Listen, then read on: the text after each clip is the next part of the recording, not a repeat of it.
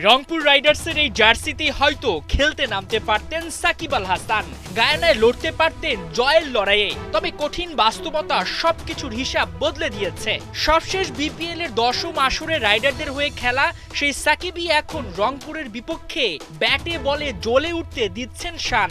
একসাথে বাংলাদেশকে প্রতিনিধিত্ব করার বদলে নুরুল হাসান সোহান, সৌম্য সরকাররা হয়ে উঠেছেন বিশ্ব সেরার প্রতিপক্ষ। গ্লোবাল সুপার লিগ গায়ানায় বাংলাদেশের পতাকা উঁচিয়ে ধরছে বিপিএল এর দল রংপুর রাইডার্স। ব্যাটে বলে দুর্দান্ত পারফর্ম করে নিজেদের শ্রেষ্ঠত্বের মুকুট ধরে রাখতে চালাচ্ছে লড়াই।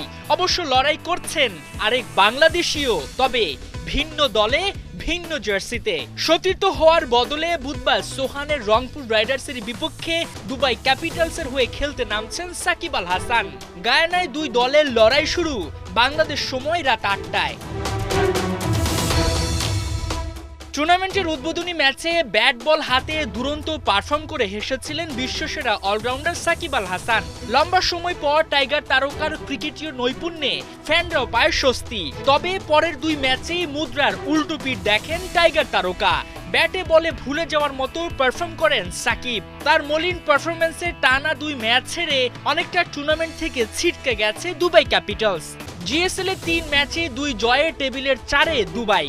নেট রান রেটও বেশ পিছিয়ে সাকিবরা। রংপুরের বিপক্ষে জয় পেলেও নেট রান রেটের মারপ্যাচে ফাইনাল খেলা অনেকটা কঠিন দুবাইয়ের জন্য। তবে ফাইনালে বেশ খানিকটা পথ এগিয়ে রাইডাররা। প্রথম 2 ম্যাচে হারতে হারতে জয়ের দেখা পায় নুরুল হাসান সোহানের দল। নাটকীয় 2 জয়ে টেবিলের 2-এ রংপুর। দুবাইকে হারালে টেবিলের টপে উঠে যাবার চান্স রাইডারদের। সেই সঙ্গে বাকি থাকবে 1 ম্যাচ। গ্রুপ পর্ব শেষে টপ 2 দল খেলবে সরাসরি ফাইনাল। 2 ম্যাচে দুর্দান্ত 2 জয়ে চিলমুড়ে রংপুর। দলকে অবিশ্বাস্য জয় এনে দেওয়ার অন্যতম কারিগর খালেদ আহমেদ। মাত্র 62 রান খরচায় 2 ম্যাচে 8 উইকেট টাইগার পেসারের পকেটে। টুর্নামেন্টের সেকেন্ড হাইয়েস্ট উইকেট টেকার মুখিয়ে পরের ম্যাচটা খেলতে, কারণ ওই ম্যাচেই যে পাচ্ছেন বড় ভাই সাকিব আল হাসানকে। তাই তো ম্যাচের আগে বিশ্বসেরাকে হুঙ্কার টাইগার পেসারের। আমাদের নেক্সট ম্যাচ দুবাই ক্যাপিটালের সাথে, দোয়া করবেন যাতে এই ম্যাচটা আমরা ভালোভাবে শেষ করতে পারি।